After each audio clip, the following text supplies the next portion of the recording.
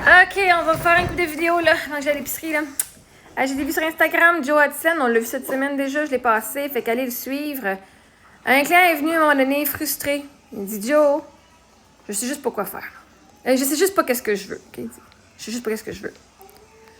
Je le regarde dans les yeux puis je lui demande de quoi t'es fâché là? Parce qu'il dit je suis frustré, right? Mais t'es en colère à propos de quoi là?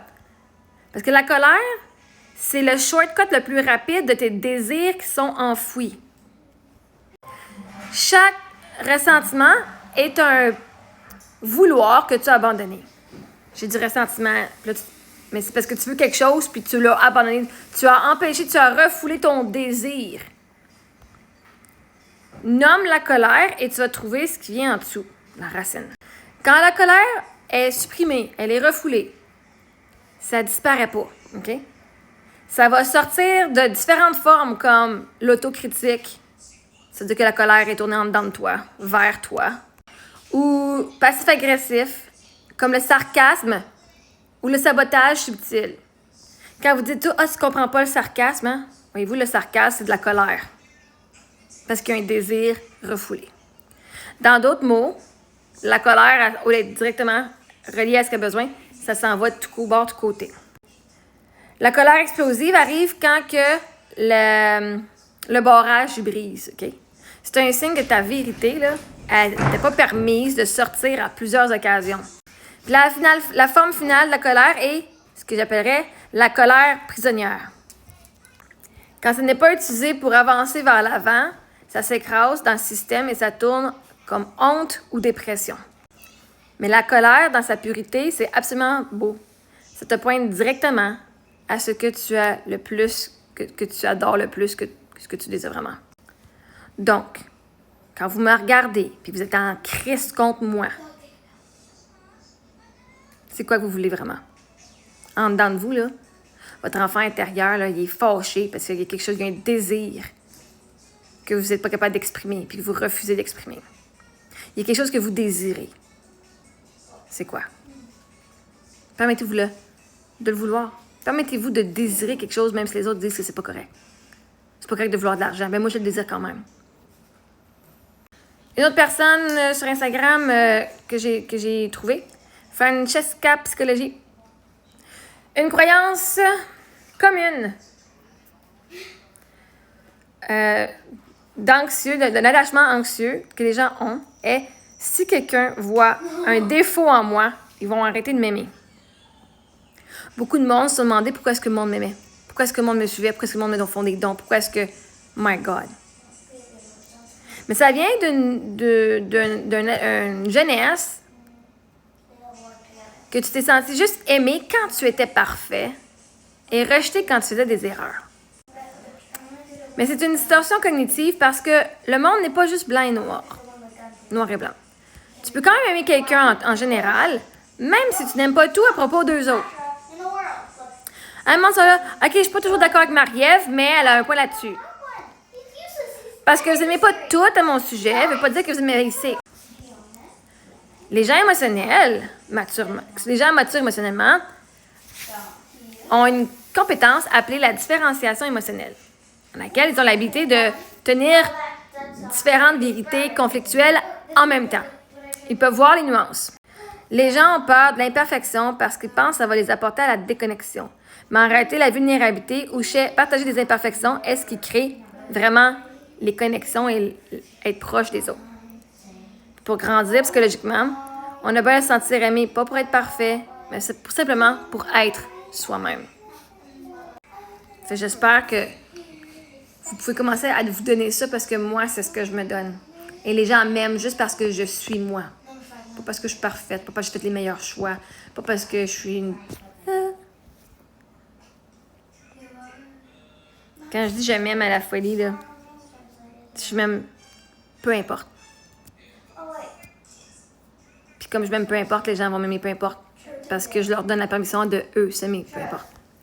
Et une dernière chose de Instagram, de Your Life's a Dream World. Je pense qu'on l'avait fait tantôt. Quand les choses... Attends un petit peu, je vais y voir. Ouais. Oui, on va le refaire quand même au pire, là, si vous l'avez déjà vu sur l'autre post. Si j'ai fait un autre post, c'est juste dans mes affaires. Si L'opposé de ce que tu veux se présente dans ta vie. Ça marche en ta faveur. Voici pourquoi et comment. Oh non. OK, on ne l'a pas fait encore, lui. Quand tu shifts ton identité, quand tu deviens finalement la version de toi qui a déjà le désir rempli, le monde extérieur ne va pas tout de suite rentrer en ligne avec ce que tu dis et applaudir tes décisions. Souvent, ils vont t'envoyer des regards de l'opposé. Parce que, tu vois, les vieux patterns, toi, tu vas voir les vieux patterns qui vont triggerer, puis ça va être une preuve de manque, OK? Et maintenant, tu dis, moi, je vais être multimillionnaire. Puis là, tu commences à te dire, oh my God, OK, là, mon crédit descend, j'ai plein de factures. Oh my God, c'est pas ça que je voulais. Mais en réalité, la réalité commence à se remanier pour te donner ce que tu veux. Donc, quand tu vois que tu n'as pas ce que tu veux, c'est parce que l'univers te donne ce que tu veux vraiment. Mais c'est un processus, le momentum est parti, là. Et là, tu vas voir les vieux patterns, les triggers, tu vas dire, mais regarde, c'est pas vrai, j'ai encore le manque, je suis pas abondante, regarde le manque que j'ai, ça va être des preuves. Ton 3D, qui est la situation, ta réalité, va t'amener des preuves de manque. Et la situation va sembler à contredire ta vérité intérieure. Ben non, mais moi, je sais, je suis riche. Mais moi, je sais, je suis populaire. Moi, je sais, j'ai du succès. Moi, je le sais. Mais les preuves, le monde va dire, oui, mais ça paraît pas. Marie-Ève, 20 000 piastres, oui, non, tu fais pas d'argent. Ta business, ça marche pas quand tu fais pas d'argent. Fait que là, ça va contredire, ben moi, je sais, j'ai du succès. Hein? Pas parce que j'ai échoué. Pas parce que tu as échoué. C'est parce que ton ancienne version de toi, là, est en train de se battre pour de la survie, là. Elle qui dit, non, nous, on n'est pas du succès, nous, on est pauvres, là. Elle est en train de s'accrocher, là, ton ego, là. Il fait, non, moi, je bats pas, là. Non. Ton histoire ancienne, là, elle s'en va pas silencieusement, là. Elle va faire bien du bruit quand tu es en train de crisser son camp, quand tu es en train de tout diffamer à la porte au nez. C'est pas vrai, non, on est encore pauvres. C'est ton ancienne, ta nouvelle toi qui dit, ben non, mais moi je sais, je suis riche. Puis l'ancienne toi qui dit, non, toutes les limitations, les croyances négatives, non. Elle va faire bien du bruit. Puis ta réalité, elle va être bien bruyante dans le côté, genre, non, ça marche pas. C'est le moment que tout décide. C'est le moment qui décide tout. Beaucoup de gens vont paniquer, la majorité des gens vont paniquer. Ils vont dire, ça marche pas. Mais en réalité, c'est le signe que ça marche. Quand il y a un nouvel état qui est né, l'ancien va s'écraser. Et s'écraser, ça va s'émietter, ça va avoir de l'air messy, là. Mais c'est juste du bruit, c'est pas la vérité. Le 3D, c'est un miroir, pas ton maître. Ça n'a aucune autorité. La réalité externe de toi, là, dehors de toi, là, c'est juste ton ancienne conscience.